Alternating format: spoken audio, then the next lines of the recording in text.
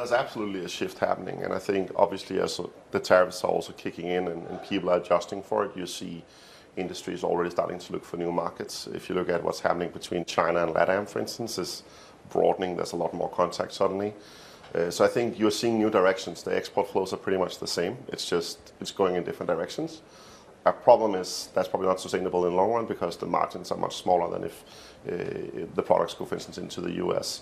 But you are seeing a shift of supply chains, and you are seeing people adjusting to the new situation. So what we're talking about is potentially supply chains getting moving in different directions, getting longer, and also as a result, increasing cost? Yeah, of course. I mean, you see the same thing in the UK right now, where a lot of companies certainly also are getting interested in Mexico, in the Chinese market, etc., right? Because they are starting to prepare for a post-Brexit situation, really. So it's not just China-US, it's literally a reconfiguration of a lot of the global supply chains.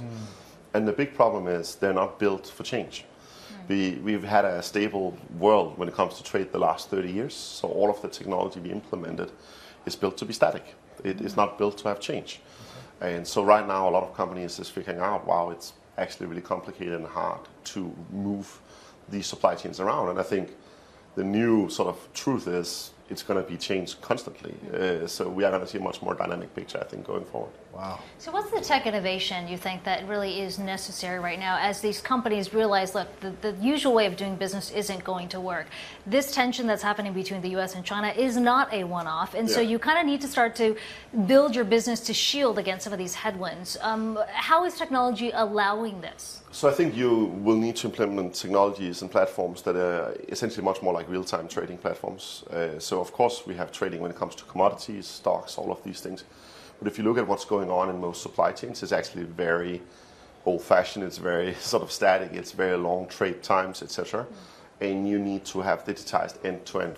That's not the situation today. It's a lot of emails, a lot of spreadsheets, fax, still, right, in a lot of order books, so even for very, very large companies. So I think what you're going to see is a big drive towards end-to-end digitalization of the supply chains, even in markets like Southeast Asia, etc. And that will allow you to be much more real-time. It will allow you to change on the fly, for regulation, all of these things. So if you don't have that, you don't have the capacity to be mobile and change. So do I hear blockchain? Yeah, I mean, I think blockchain is one of those words. I mean, you can't be in a session these days without hearing it at least 5 times. I would like to zoom out a little bit and say, whenever people say blockchain, I think what they're really saying is they would like to connect things digitally.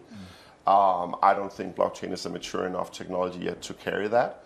I think it's really important we experiment in that direction, but I also want to be a little bit cautious for some of the hype. I think some people are going to be burned, as is the case whenever there's new technologies, right?